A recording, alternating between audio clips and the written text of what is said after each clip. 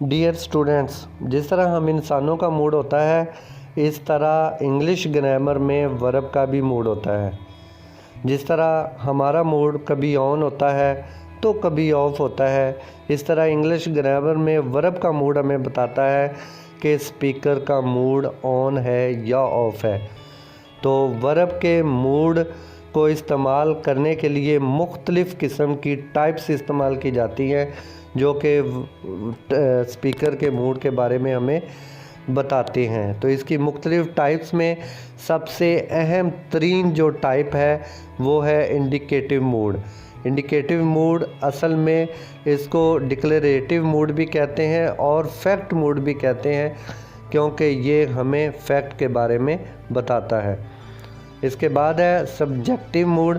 जो subjective mood है ये हमें ख्याली पुलाव के बारे में बताता है कि कोई जो स्पीकर के बारे में हमारा क्या ख्याल है, यानी डिमांडेड मूड हम इसको कह सकते हैं, जिसके अंदर सुजेस्ट किया जाता है। इसके अलावा इम्पेरेटिव मूड है, जिसके अंदर कोई हुक्म, रिक्वेस्ट या कोई एडवाइस की जाती है। ये तीन मूड बहुत अहम है वर्ब के, और ये किताबों में आम मिल जाएंगे और इनका इस्तेमाल भी बहुत आम है। लेकिन इंटरोगेटिव मूड ऑफ वर्ब और कंडीशनल मूड ऑफ वर्ब ये आपको किताबों में या टीचर्स इसके बारे में बहुत कम बात करते हैं, लेकिन इसके बारे में भी आपको बताया जाएगा। तो सबसे पहले हम बात करते हैं indicative mood off a verb की। डियर स्टूडेंट्स, इंडिकेटिव मूड को फैक्चुअल मूड ऑफ वर्ब भी कहते हैं, क्योंकि इसके अंदर फैक्ट बयान किया जाता है।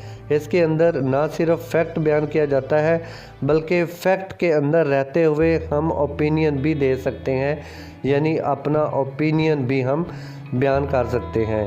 इसके अंदर कोई भी डिक्लेरेटिव मूड को बयान किया जाता है, यानी कोई स्टेटमेंट जो है वो डिक्लेरेटिव फॉर्म में बयान की जाती है, या उसे रिफ्यूज़ किया जा सकता है या डिनाई किया जा सकता है।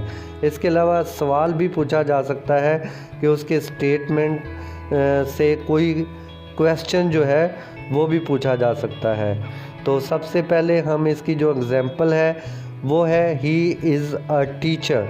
यहाँ पे देखें कि ही इज़ अ टीचर, ये एक फैक्ट है, एक हकीकत है कि वो एक उस्ताद है। तो ये फैक्ट को शो कर रहा है, इसलिए इसको indicative mood of a verb कहेंगे।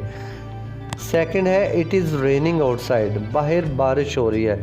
तो ज़ाहिर है हम देख रहे हैं कि बाहर बारिश हो रही है, ये एक हकीकत है। तो ये जो वर्ब्स हैं इज़ और रेनिंग, ये हमें जो सब्जेक्ट है उसके मूड के बारे में बता रहे हैं कि उसका मूड कैसा है, हकीकत कैसी है। नेक्स्ट है I will not dance in the party. इसमें भी जो वर्ब है विल और सेकंड जो मेन वर्ब है डांस, ये हमें बता रहे हैं कि स्पीकर यानी आई का मूड क्या है, यानी कि I will not dance in the party, मैं पार्टी में डांस नहीं करूँगा या नहीं करूँगी। तो ये हमें आई के मूड के बारे में बता रहा है कि वो उसका मूड कैसा है। तो ये भी एक फैक्ट है, इसलिए इसको भी इंडिकेटिव मूड ऑफ वर्ब कहेंगे।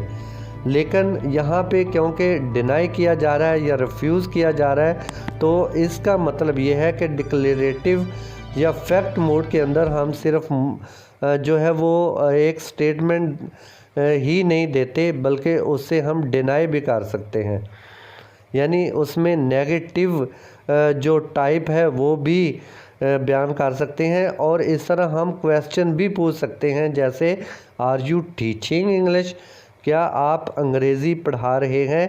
तो यहाँ पे भी ऑक्सिलरी वर्ब आर, चूँकि वर्ब जो है ऑक्सिलरी वर्ब जो है ये हमेशा सेंटेंस के शुरू में लिखने से हम क्वेश्चन बना सकते हैं। तो ये एक क्वेश्चन पूछा जा रहा है, एक हकीकत पूछी जा रही है कि क्या आप अंग्रेज़ी पढ़ा रहे हैं। तो ये भी एक फैक्ट है, ये भी वर्ब हमें जो है वो स्पीकर के मूड के बारे में बता रहे हैं।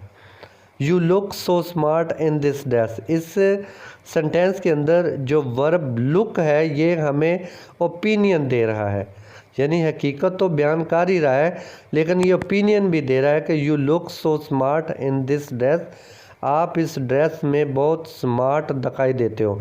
लेकिन ये हो सकता है कि जो स्मार्ट वो इस ड्रेस में दिखाई देते हैं वो सिर्फ हमें ही देते हों, यानी ये सिर्फ हमारा ही ओपिनियन हो, किसी दूसरे का ओपिनियन इसके ख़िलाफ़ हो सकता है। तो इस तरह जो इंडिकेटिव जो मूड ऑफ वर्ब है जिसके अंदर फैक्ट और ओपिनियन बयान किए जाते हैं, इसमें फैक्ट तो फैक्ट होता ही है, उस फैक्ट के अंदर ओपिनियन भी होता है कि ओपिनियन हमारा हो सकता है, किसी दूसरे का उसके ख़िलाफ़ हो सकता है। आई लाइक हर सॉन्ग, मैं उसका गाना पसंद करता हूँ, मैं उसका सॉन्ग पसंद करता हूँ। तो यहाँ पे जो लाइक है ये भी हमें ओपिनियन के बारे में बता रहा है। फैक्ट है कि मैं उसका गाना पसंद करता हूँ, लेकिन फैक्ट के साथ साथ ये ओपिनियन भी है, और ये मेरा सिर्फ अपना ओपिनियन हो सकता है, किसी दूसरे का ओपिनियन इसके ख़िलाफ़ भी हो सकता है, यानी उसका ओपिनियन कुछ और भी हो सकता है। तो ये भी इंडिकेटिव मूड ऑफ वर्ब है। तो इंडिकेटिव मूड के अंदर फैक्ट और ओपिनियन जो है ये दिखाए जाते हैं, और ये इंडिकेटिव मूड ऑफ वर्ब जो फैक्ट और ओपिनियन बताता है ये एक स्टेटमेंट भी हो सकती है डिक्लेरेटिव फॉर्म में, ये एक नेगेटिव फॉर्म में भी हो सकता है, और क्वेश्चन फॉर्म में भी हो सकता है।